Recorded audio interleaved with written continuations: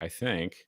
Although every year seems to be like Groundhog Day in the land of Joe Biden and Kamala Harris, and well, all the things that we could use to describe Oregon. But with us tonight is someone who's going to help us sort all of this out and figure out what 2024 is starting to look like. Welcome to the show, Dave. This Dave Huguenel. Let me give you a little intro. He is, I would best describe a political media consultant, right? To the Yep. uninitiated. That's Go Big Media. Had very great success in the last year, and but you also were in 2020 in the Trump War Room, regional political director. You've lectured at the Leadership Institute, also at Loyola University. That's the one in Chicago. The one in New Orleans. Oh, the one in New Orleans. Yeah, New Orleans Loyola. Institute of Politics, a fellow there. And we got a lot to cover here because I think the last time we talked was about 10 lifetimes ago of news. Yeah. And now we're looking at not only Biden inflation that's continuing, but also Biden impeachment, which at least the inquiry is on the offing. And then all this stuff that's happened with President Trump since we last talked too. So, but thanks for joining us here tonight. No, thanks for having me. And I think I should probably add to my bio that I'm a recovering Oregonian. I actually used to live out there for a number of years, and then got smart and moved back to the East Coast. But I can't get enough of Oregon. I keep finding myself out there and having a lot of fun working on campaigns out there. Well, we carved a place out in your heart, starting back 2014, and then going on 10 years ago, almost 10 years ago. It's insane. Can you believe it? Yeah. Did we look 10 years older? I think.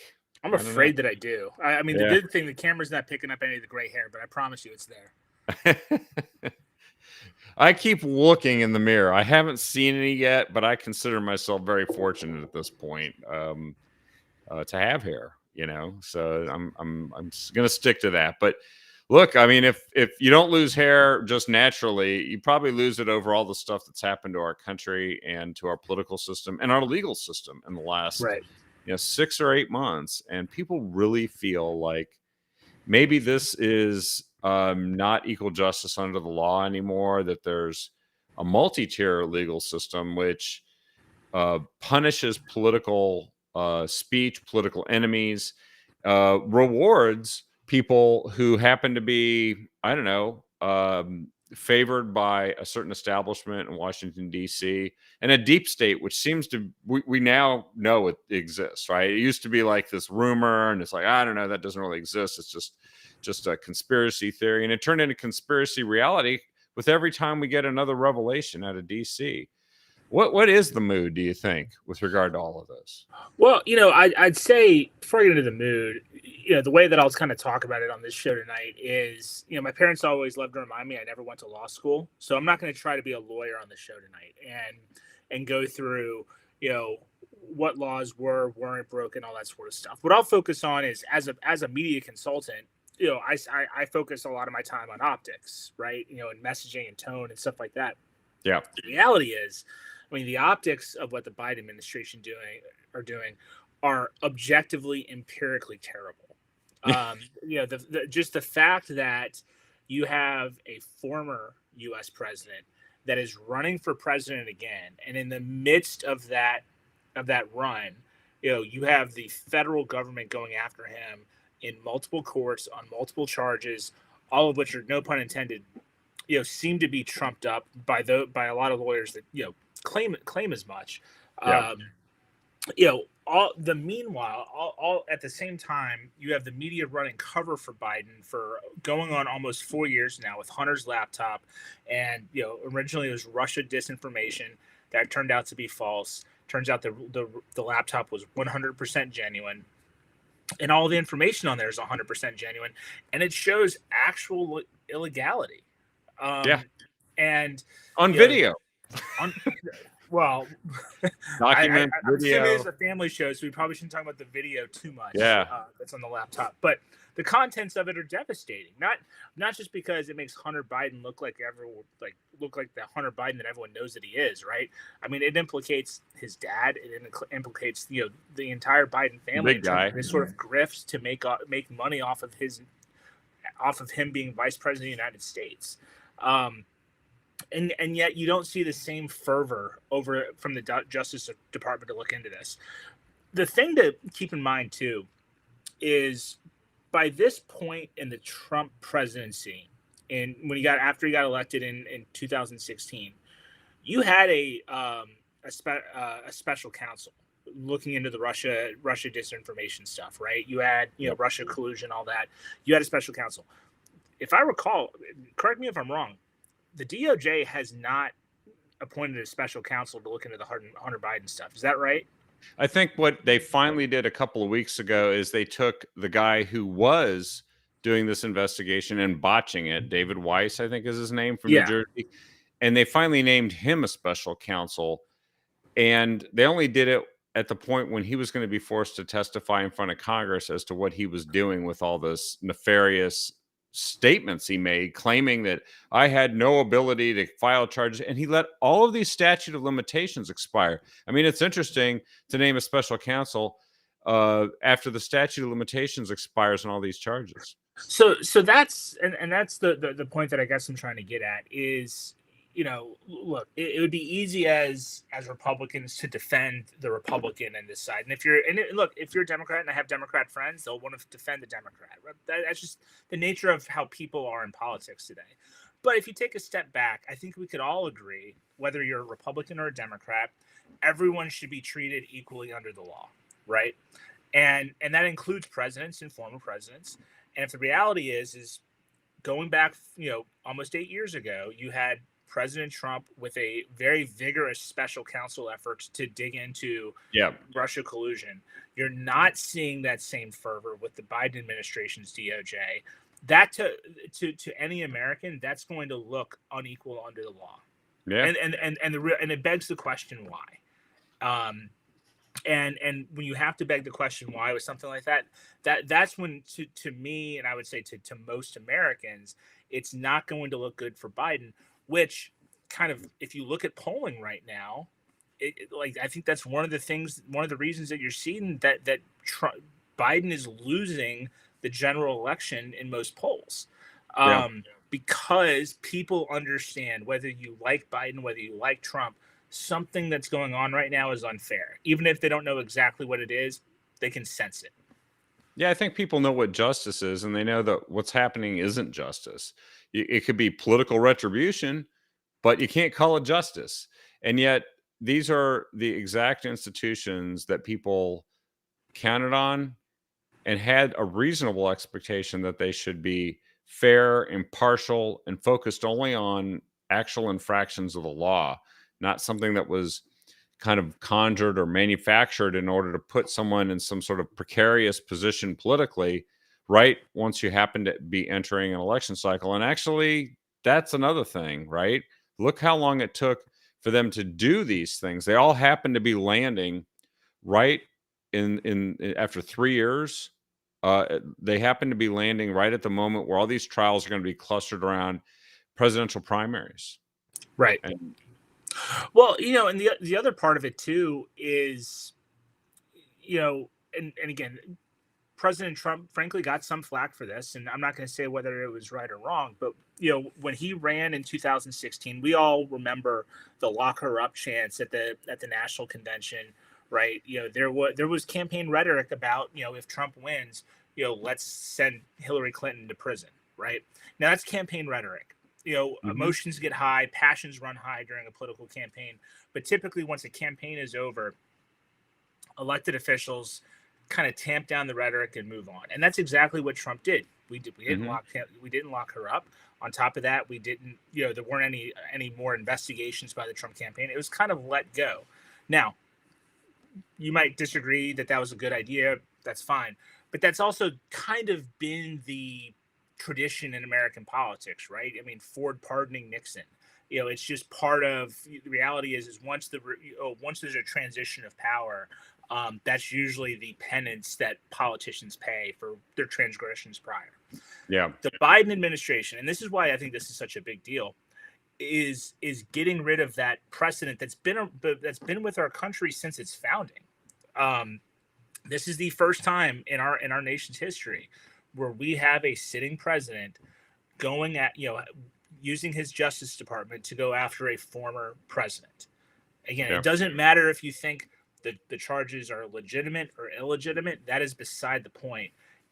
We are in a new phase of American history where the Biden administration says, you know what, it's okay that if you win, you use the full force and might of the American government to tamp down on your political opponent. That is what's happening, and you know it's a scary moment in our politics because we've been good as a country to not do that for over 200 years, and now all of a sudden we are.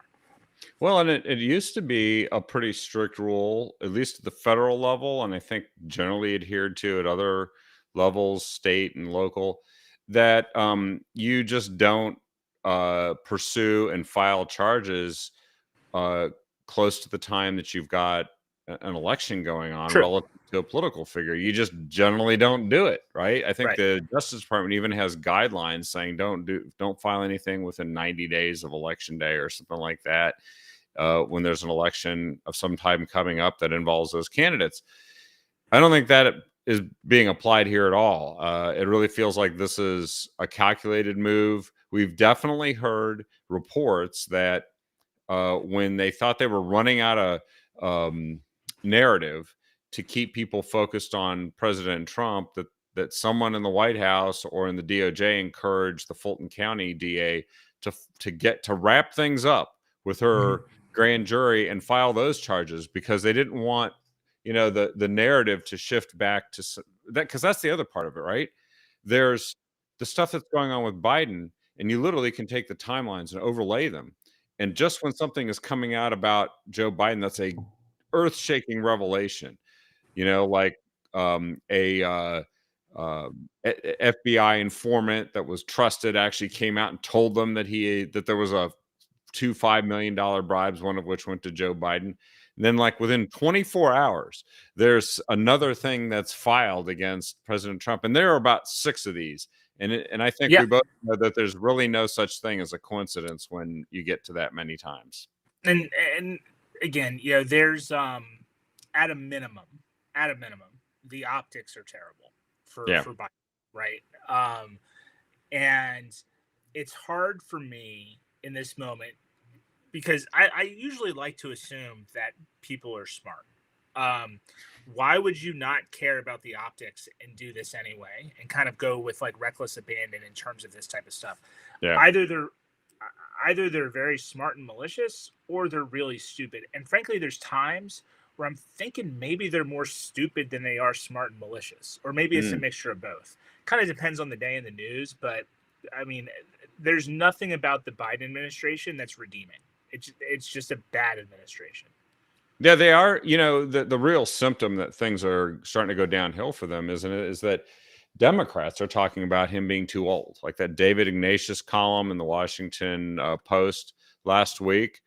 That those they don't just like say, I think I'll write a column about this because it's just how I feel that day.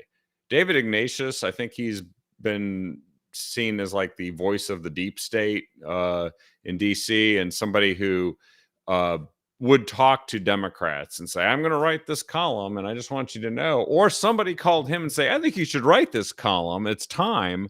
And we want to see this, say this and that. Can you do that? Because they wanted to ignite a conversation clearly starting last week that he's too old. Not because he's too old, he is, and he has been for a long time, and he has not had his fastball since 2020 either, but because maybe they don't want to exhaust all this political capital and rest all their hopes on him, um, in this nomination and presidential election process. Yeah. No, look, I think the too old is an excuse. I mean, obviously his cognitive issues are apparent to anyone that has Obvious. two eyes and ears.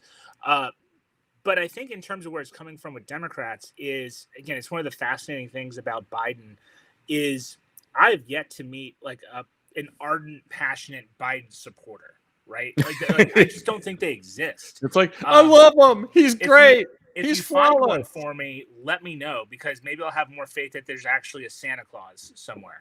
Hopefully, there's no kids watching tonight. I don't want to ruin that myth for them. But it's interesting, right? If you think about it, let's go back from previous presidents prior to Joe Biden. Obviously Trump has a celebrity about him. It is safe to say that he has very passionate, very ardent supporters. Go back to Barack Obama. Yeah. Certainly a lot of passion around Barack Obama and his candidacy in 2008 and Yeah. 2012. Even George W. Bush, getting a little bit before my political time, but certainly post 9/11, for sure. Yeah. If not prior. Go back prior to George W. Bush with Bill Clinton. Bill Clinton had a celebrity about him. Yeah. Him, famously playing the saxophone and things like there are things that you know if you were a Democrat you could be excited about with Bill Clinton. Um, that's one of the interesting things about Biden is that he's the first president in a generation, if not several, that just doesn't have this ability to get people excited about him.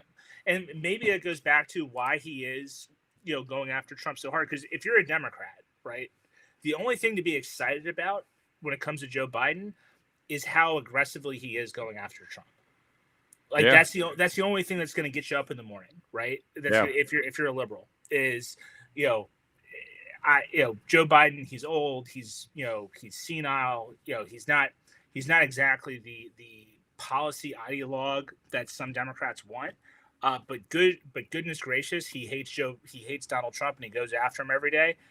That could explain in some part, Biden understands that the only way to get his base excited is to treat Trump as this boogeyman, which also begs this larger question: is that look, eventually, Trump will no longer be running for president. He'll win or lose in 2024. At a certain point, there's that boogeyman's not going to exist for them anymore. Yeah. And it's almost like the entire Democratic Party has allowed itself to be built on this house of cards where their entire identity is built around the hatred of one man. Yeah. It So is. what happens to that party when it goes away? I think as a political nerd and someone that does media and stuff like that, it's really interesting to see how they're going to deal with that as a party, whether that be 4 or 8 or 10 years from now. When I look at the issues that Democrats campaigned on, that Joe Biden campaigned on, that they focused on when they were trying to sway voters in their direction back in 2020, and even to some extent 2022. And then I see the things they're doing, which are insane and outrageous, like all of the stuff they've done around what they like to refer to here in Oregon as gender affirming care, the stuff they're doing to education. Like they want to have here in Oregon, they want to have equity grading because so many students have failed classes during the pandemic that they want to basically say that 1 and 1 can be 3 if that's your truth. And then we've got just insane stuff like what they've done in Oregon, where they've legalized fentanyl and meth, um, and our streets are being overrun by what the city calls urban campers. Some people call them homeless, but they seem to be here to do drugs, is what I've noticed, and then um, and do crime. And you've got district attorneys who don't really want to charge anybody, or they want to, once people are arrested, they just want to let them out with no bail and just say go out and do more crime because that's what they do. There's a revolving door. Um, all this stuff that's been unleashed, so really in the space of just the last 2.5 years. And people are shaking their heads and they're like, did the Democrats campaign on saying this is what they wanted to do to the country? I think of inflation too. Was that whole thing? I mean, now they blame others, but they own it now, don't they? So I think the short answer is that Democrats did campaign on it if you listen carefully. Mm, Um, when they start talking about everyone, has their own truth. Well, you can extrapolate that. You might look at that, methed out drug addict in downtown Portland and think that, the crime he's creating, that is a problem. His drug use is a problem. But Kevin, he's just living his own truth, man. Like he's on his own journey. he's a So victim, by the way. he Yeah, is a victim. You know, the I think that is the insidious part of where Democrats are going with their policies is, as you allow for a more lawless border, which again take away the human aspect. Like whenever we talk about, an open border, we're talking, most people I think of, illegal immigrants crossing the border and that sort of stuff. yeah, Let's just put that aside for a moment. The real problem, one of the biggest problems, if not the real problem with a lawless border, is the drug flow that happens when the border's not properly secured, which is why we're seeing records amount of fentanyl in this country, which means we're yeah, seeing record amounts of overdose. And then when you have a state like Portland, or sorry, a state like Oregon and a city like Portland that allow this stuff to happen in their own borders, I mean, you're literally creating a safe haven for drug use, which, look, if you're a drug addict, maybe that's a good thing. And maybe it's a great thing that there's this one area where they can all imbibe in their habit. What it's not good for are the people that lived there yeah. previously that now have to deal with it. And frankly, didn't have much, if any, say in those drug users showing up literally on their doorstep. I'll say this, and I say this to friends that I talk to whenever I talk to Portland, Oregon all the time. Portland is still the only place I've seen in my entire life, and I've traveled the world, where I have actually seen someone inject heroin in a public space. Like I saw Yeah. that with my own eyes. It's they weren't looking around nervous that they were going to get caught. They just did it right there in the street. Um, I've walked. I was walking from one meeting to another meeting, and I saw two guys, buying meth from each other. Like that's it. Like that's not something that's normal. I've been in any major city in the United States. I've been there. You don't see what you see in Portland in these other cities, at least not to the extent. Well, and you know what they call it when they do things like hand them straws and foil to do fentanyl, and they say, here's some free food. Just go into your tent, and you don't have to get off drugs. We just want you to be safe and have something to eat."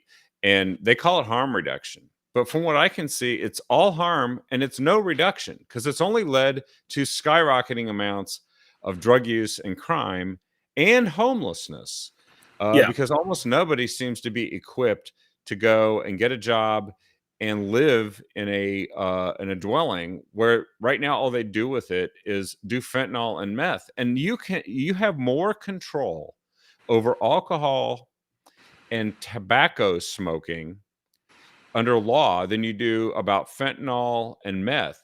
You can tell people you can't drink in this space that's public. You have to go into this other space where you have to be like over 21 or whatever.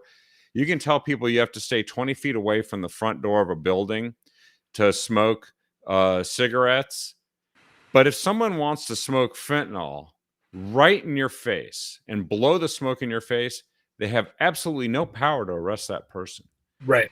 Right. Well, and to respond to Lori Shaw's comment really quick too. I mean, obviously New York is bad, San Francisco is bad. There are plenty of bad examples. I think what makes Hmm. Portland unique is that, it's a much smaller city than some of those other metropolitan areas, and then two, the policies are so much more radical that you're going to come across some of these shenanigans more often than not. But Kevin, to answer your point, when Democrats talk about harm reduction and by allowing these drug users to use more drugs in open spaces, as someone that comes from a family that had relatives that suffered from substance abuse and a variety of them, Yeah. you name the substance, I have a family member that was affected by it.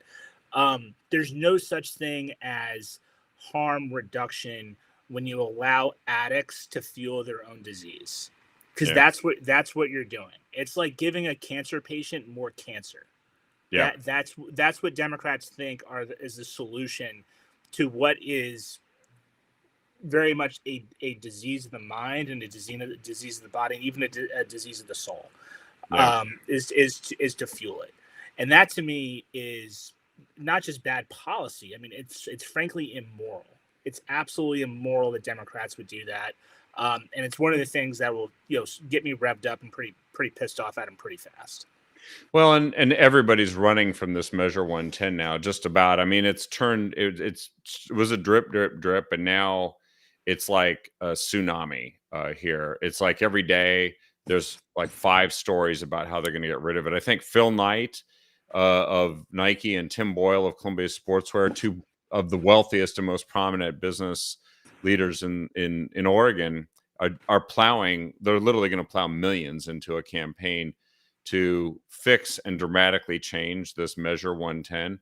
But I've seen headlines, people in Scotland and certainly other states in the United States are saying, don't do what Portland did, because look what happened.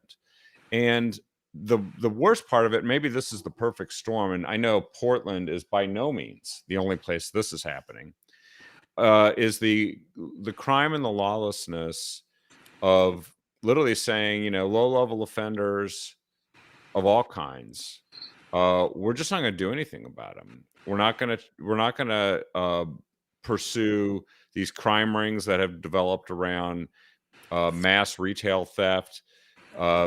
Oregon, Portland, and specifically actually is more per capita car theft than any other city in the nation.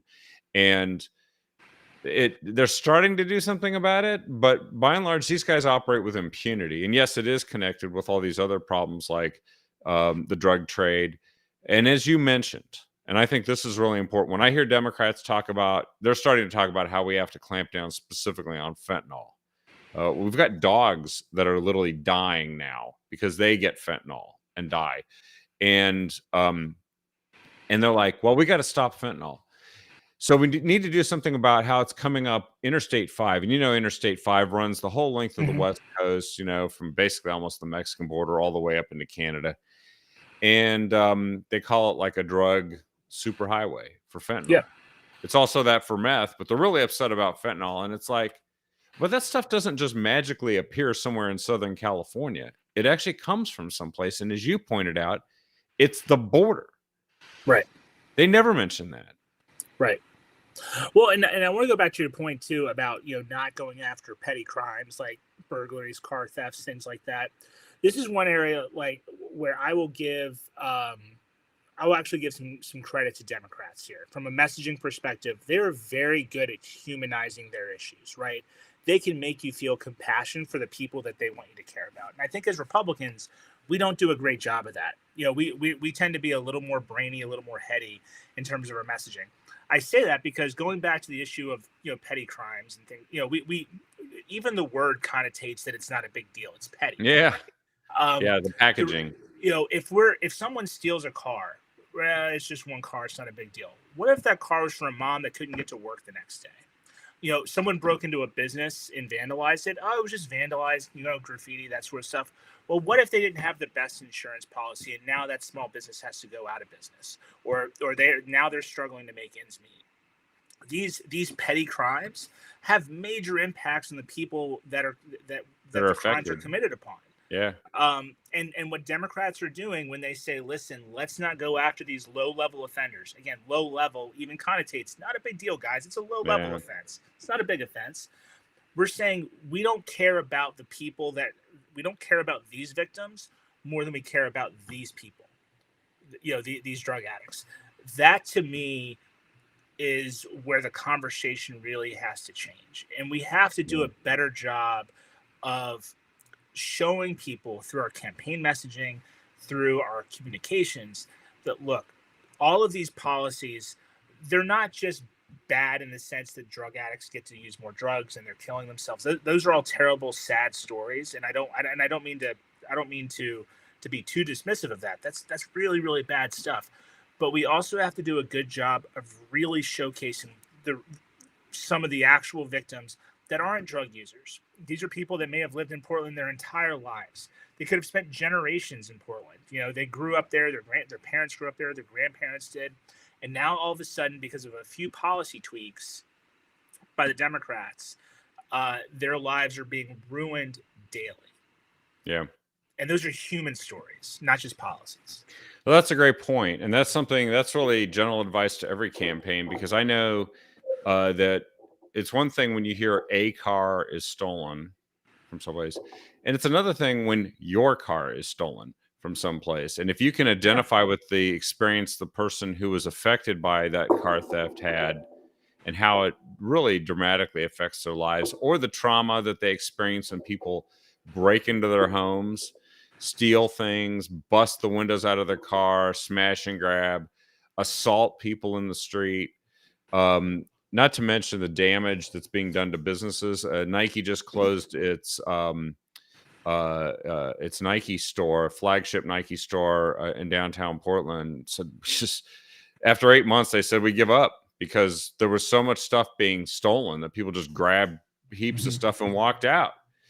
And now business owners, I think, they've had it.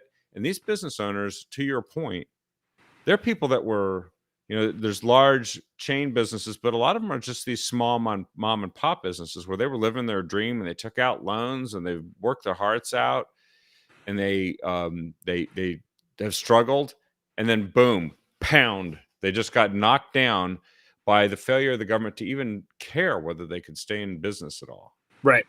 And the reality is, like, you can look into the future and see what Portland's going to become if Democrats continue doing this, right? I mean, this is if you have small businesses leaving, if you have the middle class leaving the city, and then on top of that, you have Fortune 500 companies like Nike and Intel that start investing elsewhere. We've seen that story before, right? It's called Detroit, Michigan. It's called New Orleans, Louisiana. There are plenty of cities across this country that were once vibrant and economically successful, but for one reason or another, companies and businesses in the middle class moved elsewhere, and now those cities are a shell of their former selves. And Portland is very much on that trajectory if Democrats don't understand the crisis they're creating, and Republicans can't, and Republicans need to find a way to solve that and frankly get elected. Well, and so then I would add one more issue to this, which is the economy, because a lot of people are very frustrated with what's happened to the cost of living. I know that that inflation has slowed a little bit, but then when you look at where we are versus where we are when President Trump left office, it's an enormous difference. Anyone can go to a store and see the cost of buying basic food items, and you can also see what it costs to fill your car with gas, buy a home, certainly get a home mortgage. It's much more expensive now. There's been so many things that's changed in people's lives. How do we define that, when we talk about how things look for voters? Because it's one thing to know all this stuff's going on and for people to feel. It's another thing to bring it to bear in an election and get things to be changed. Well, I think, and again, this is what you see in some of the polling out there too. And I think it's one of the reasons that Biden is losing most, if not all, national polls that have come out recently, is you don't necessarily have to tell voters that inflation is hurting them. They know that it's hurting. Something's not working. And again, voters, people are smart. I think people are much smarter than we usually give them credit for when we work on political campaigns. They might not watch the news every day. They may not follow politics as closely as you and I or your listeners do, but they know that something like right now sucks, and it didn't suck as much 4 years ago, right? And they can put two and two together and try to figure out why. I mean, one of my favorite ways to think about it, I actually did the math on this a few days ago. So I'm a husband and a father of two. So I live in I have a family of four. My monthly grocery bill is higher than the average mortgage 20 years ago. 20 years ago, it was cheaper to own a house than it is for me to feed my family. Wow. Right? I mean, that to me is an interesting way to look at it. The cost of living has skyrocketed over the last couple of years. I feel it. You feel it. I'm sure everyone that's listening feels it. And I think if Republicans have to do anything, they just have to make sure that Biden and Democrats don't find a way to wiggle out of their responsibility. We have to make sure that they own that because it's their policies, whether it's increased taxes, whether it's some of the stuff they did with the supply chain, they have to own it. So, when we talk about where the opportunities are for 2024, and I think there are a lot, but also I think in 2022, with some exceptions, there was a higher expectation of what we were probably going to accomplish nationally, especially with all the issues that were at stake in the midterm, versus what did end up happening. We still, yeah, we did win the House of Representatives. That was really important. I know there were victories elsewhere. What do we think this looks like for this time around? Because when somebody said to me, when it comes to the presidential race, they're like, well, Joe Biden beat Donald Trump last time and blah, blah, blah. And so Donald Trump is, if he's the nominee, then this is going to be bad. But I seem to recall that he didn't lead in any of the polls going That's right. into 2020. He was always behind. That's right. And that's not true now. It's not. No, you're 100% right. You hit the nail on the head, and I wish more people would recognize that fact. Is that like I was on the Trump campaign 4 years ago. We were never leading in national polls at this point. We were always behind. Sometimes we were close, sometimes we were tied. But the reality is that Trump is winning in these national polls. He's obviously cruising through the primary. I think the other thing in terms of a presidential year and why, if I'm optimistic, wherever that optimism comes from, is that we are a different Republican Party than we were 15, 20 years ago, right? We've gone through this national realignment, non-college white voters, Hispanic voters, folks that 20, 30 years ago would have been solidly Democrat are now solidly Republican. We've seen that increasingly Asian voters too, right? Asian voters, Yeah. right? So we're very much a blue collar party now. That's just the reality. If you look at exit polling, if you look at polling, that's where a lot of our support as Republicans come from. Now, there's pros and cons to that. One of the things that's interesting about some of those demographics I just mentioned is that they are what we refer to as low propensity voters. I mean, they don't vote all the time. Yeah. Now, it used to be, for most of my political career, basically all of it until the last couple cycles, that Republicans were high propensity voters. We had, we would win in the suburbs. We'd win with, people with higher incomes, more education, that sort of stuff. Now those people are Democrats. So what does that all mean? What I think is, and one of the things that I argue is that, well, we've been in this era as Republicans that we just kind of know that we do better in midterms than we do in presidentials because that's where our voters aligned. But now that we've gone through this realignment, I argue that, look, that trope is no longer valid. Because we have more low propensity voters supporting us in general, non-college white voters, lower income voters, Hispanic voters, Asian voters. That means that in theory, we should see this change where we start doing better in presidentials and not as and midterms are a little bit tougher, because it's harder to get our voters to go out and vote. In Oregon specifically, you saw that a little bit. Obviously the Dobbs decision had the effect of increasing turnout amongst Democrats. You saw record turnout, especially among young Democratic women. Whereas you didn't see that same increase, or we didn't hit any historical highs with Republican turnout. So in Oregon, you kind of got the worst of it in terms of Democratic turnout to a certain extent, right? So going into 2024, I'm not as bearish on Republican prospects because we still have room to grow where they had, in theory, they kind of hit their ceiling a little bit, at least in terms of a midterm. So I think that, as the Obama campaign famously said, demographics are destiny. That's actually kind of true for Republicans right now. And it's important that if you're beginning the process of starting a campaign, you're looking at running in 2024, you really have to recognize that if you're trying to campaign like, your Republican brethren ran in 2010 and 2012 and 2014, those campaigns are officially outdated. The demographics that you need to win are no longer the same. Yeah, it has shifted pretty dramatically, hasn't it? And also, I mean, the Hispanic vote is something that they're really leaving Democrats in droves, which I didn't expect it to shift that quickly, but we Right. saw a shift, didn't we? Yeah, you did.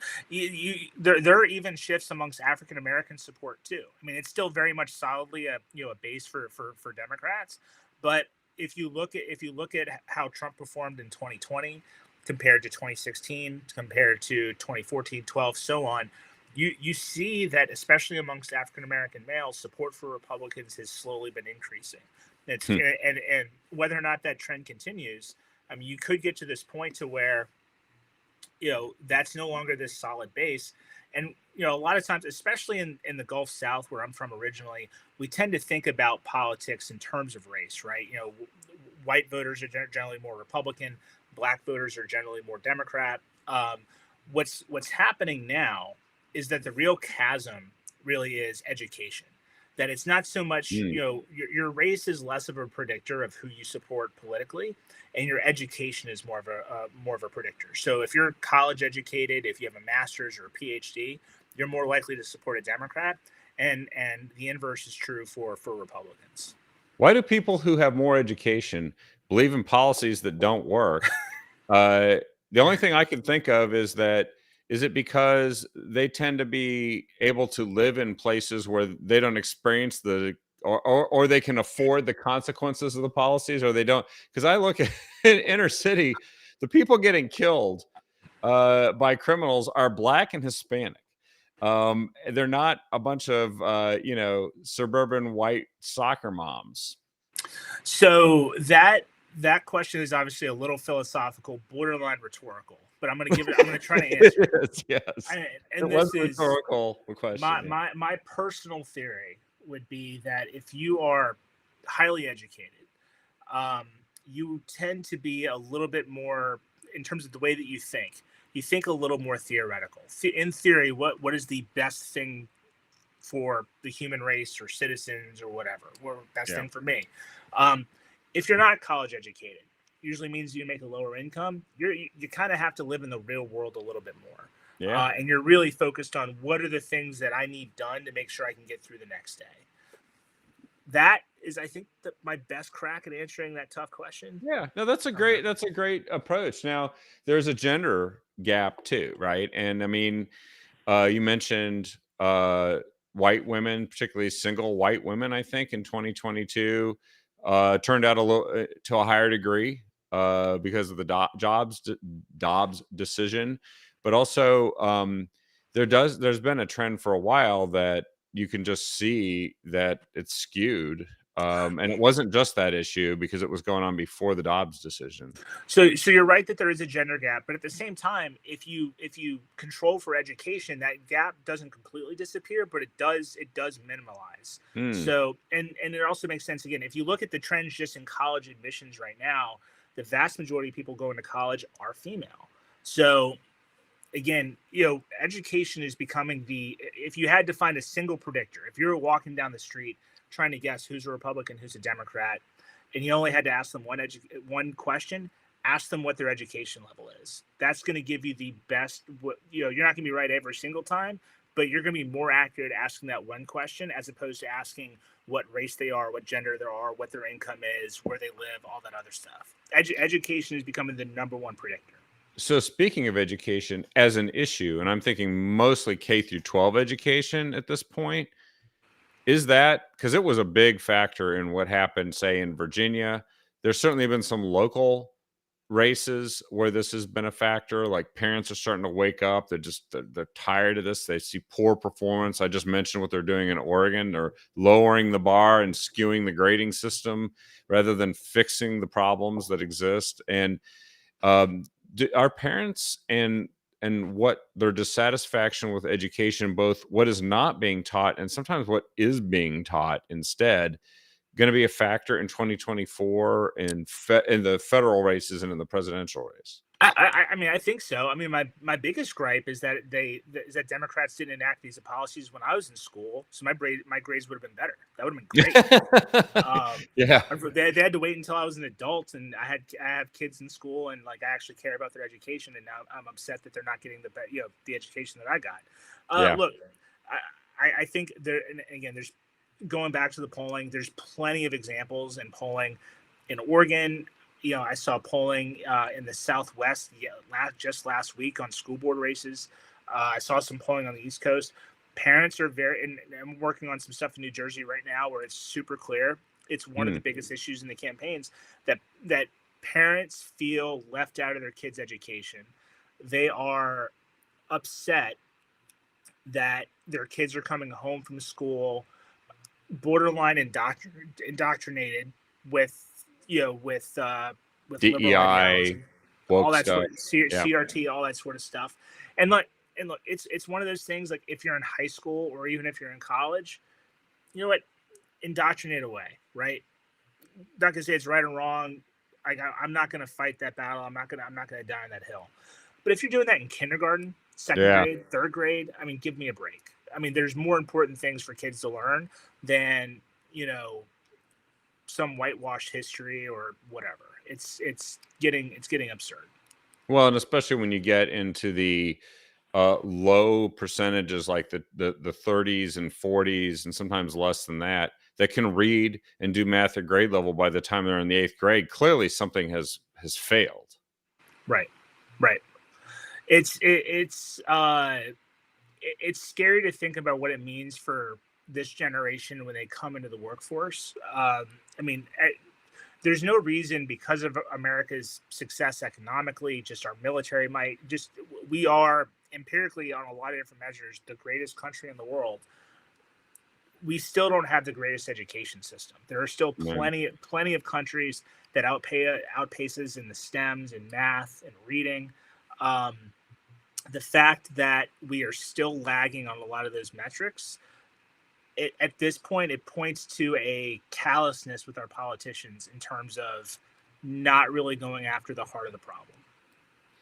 What about the whole situation with corruption and cover up that we're seeing? Because I'm thinking, we know this is happening. It's pretty obvious at the national level.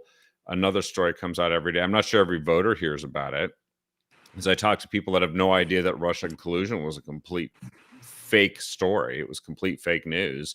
Right.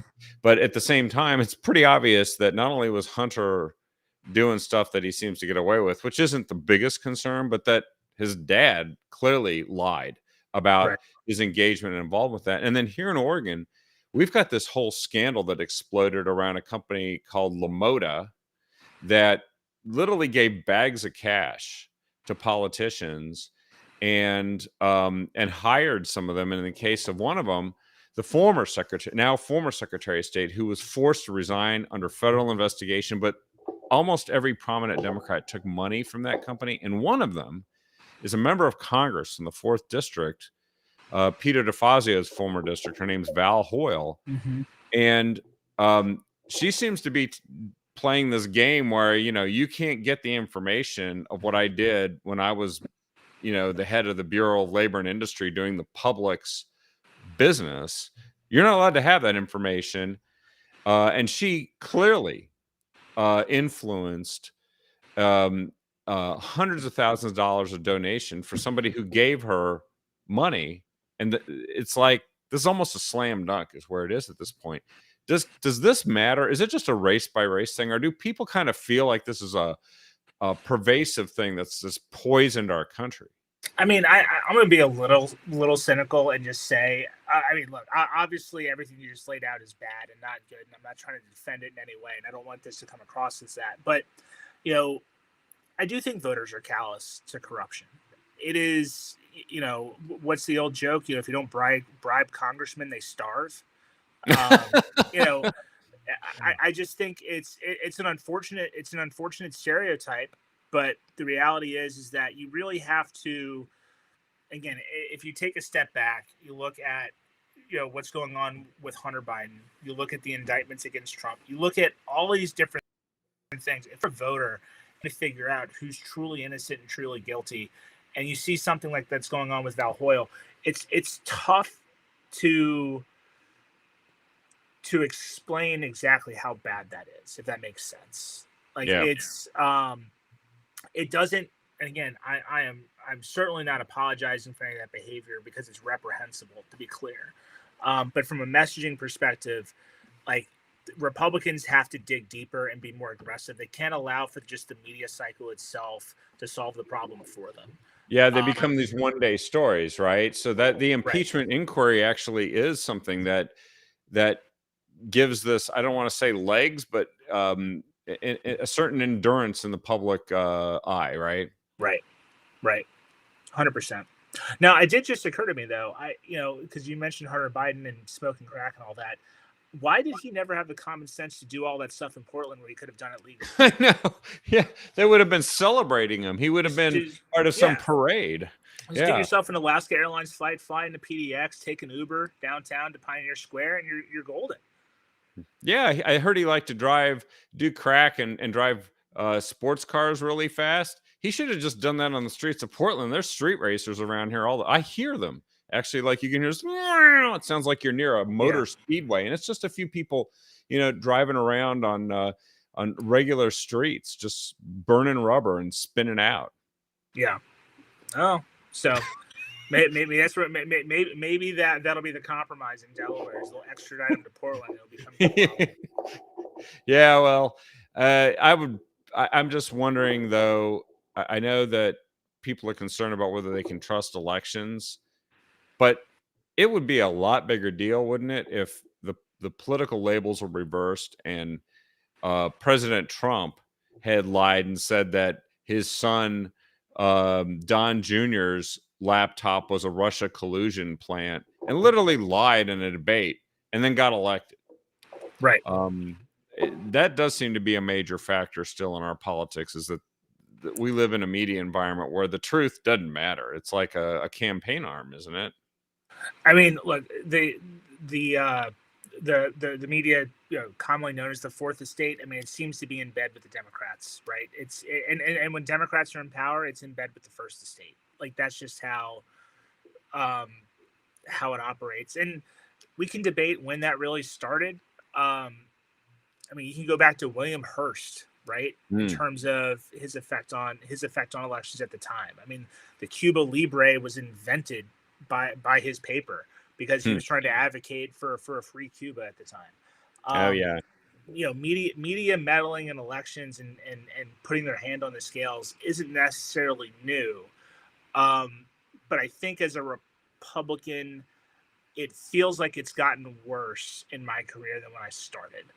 That we were at this point, maybe sort of post World War II until pre 9/11, where you at least had an attempt by the media to be, at least a portion of the media, to really be the referees in the political game, right? And call balls and strikes and throw flags and all those other referee metaphors out there. Um, you don't see that anymore. The analogy I use is that the political media, like they used to be referees, now they're an extra set of linebackers for the Democrats. Like, and they're still out there wearing protecting. referee uniforms. Yeah, and they're protecting the quarterback at the same time. It's something that is, I don't know that it's ever going to change. I think that one of the ways that it's being counterbalanced is by the democratization of media, whether it be Yeah. shows like this, whether it be blogging, whether Yep. it be new forms of social media like Elon Musk's X and things like that that Yeah. allow for more vibrant free speech.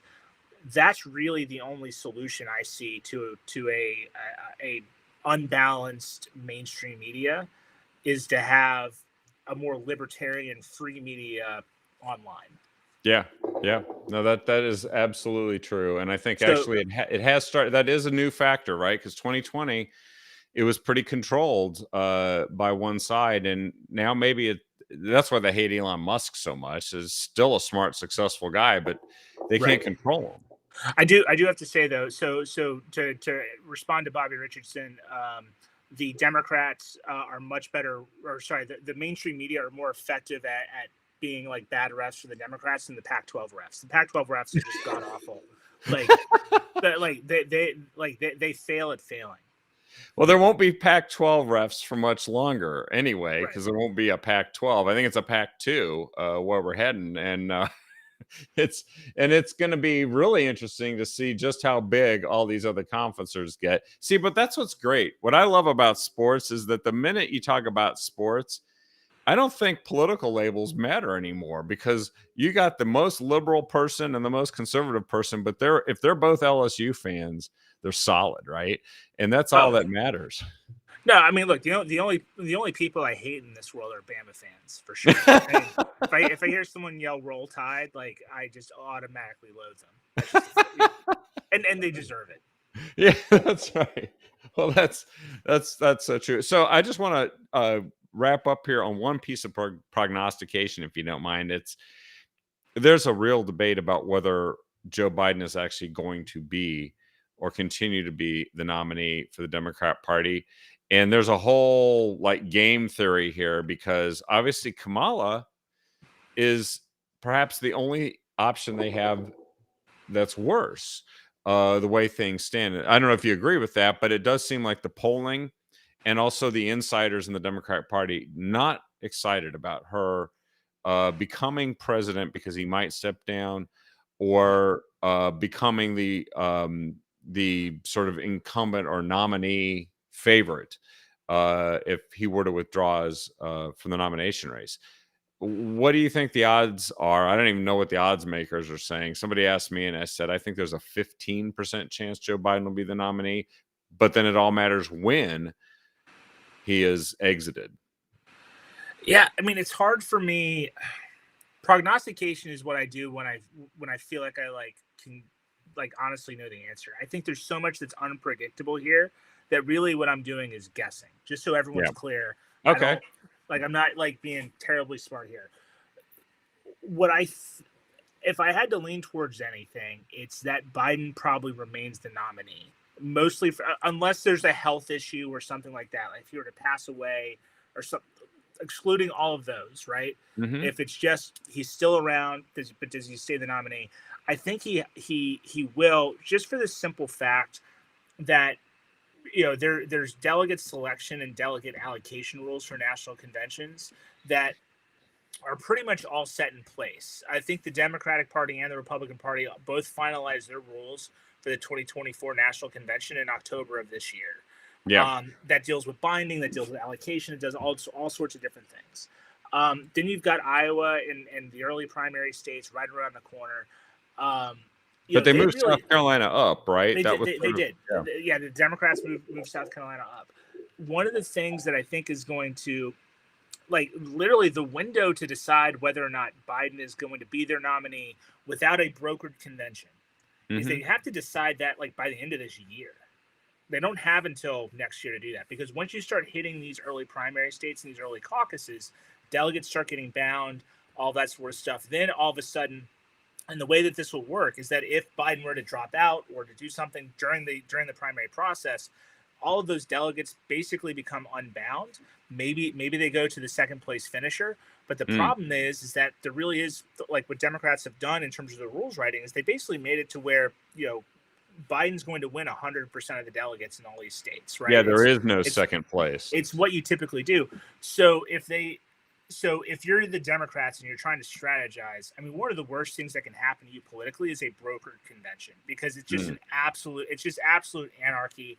It makes you yeah. look terrible, all that sort of stuff. So that's why, I have to think from a political perspective. Unless you were to decide next week as a party, yeah, we don't want Biden to be our nominee anymore, which I don't think is going to happen. Um, Unless he were to pass away or have a major health event, he's going to be the nominee in 2024.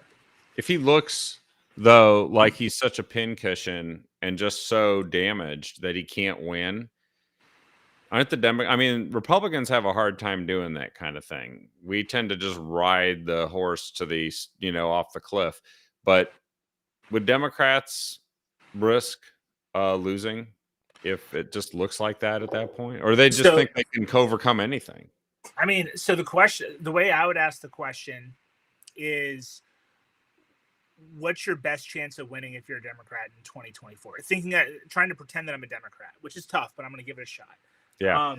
Is your best chance of winning the presidency in 2024 going with Joe Biden, who won it in 2020, or is it going with a brokered convention where you don't know what's going to happen? Like the best laid plans of Candidate mice and men, X. Yeah. right? Like you don't know, it is hard to predict what's going to happen at a broker convention, right? You don't know who your nominee is going to be. If you had to choose which one, what's the safer bet? I would argue that going with Joe Biden is the safer bet out of those two options. Yeah. The lesser of two evils. I think what increase again? If you're a Democrat and you're trying to think what's my best possibility of winning, you probably go with the guy. You go with the devil, right? Yeah. As opposed to a brokered convention where it could be Kamala Harris's pet retriever that becomes the nominee. That's just how unpredictable those things are. Yeah. Or maybe that guy who was in charge of like nuclear plant stuff that was wearing dresses and stealing luggage. He might end up being the nominee. I mean, an unbrokered. I mean, you can take nominations from the. I don't know the Democratic rules for convention, but like a lot of those times when it becomes brokered, like you can take nominations from the floor. Like you got a friend that's a Democrat. They go to the national convention. They can nominate themselves to be president of the United States. They could be there for the Democratic month. Nominee at least. They could be there for a month and have 100 candidates. Yeah, they're the Wild West. They're unpredictable, and the media firestorm around a brokered convention would be terrible for Democrats. So, unless there's a way for them to do it without a brokered convention, which I'm not sure if there is, and if there is, I think that the time limit is capping out for that soon. I just think it's going to end up being Joe Biden again, unless there's a big health thing which is very possible. Michelle Obama. We will see. Just lob that grenade right there at the end, but we'll leave that one for another time. Well, this has been great having you on here tonight, Dave, and as usual, profuse wisdom and perspective, because not a lot of folks really get to see how issues are seen through a lens of somebody who has to bring this to voters and get people elected and change minds. And so this has been great having you on here today and walking through all this stuff, because it's just been, there's so much going on. We have to devote time making sense out of it. Sure. Well, look, thanks for having me. It's always a pleasure. Looking forward to the next time I'm on. Great. Thanks, Dave. And, good luck with everything. We'll be watching. We know you're going to be working on some races, so we'll be anxious to hear about those in the future. I'll be around. Thanks, everyone, for watching, and please share the show with everyone you can. We will see you tomorrow night on the next episode of The Captive Audience, and it should be Dave Darnell and I talking about the day's news. Have a good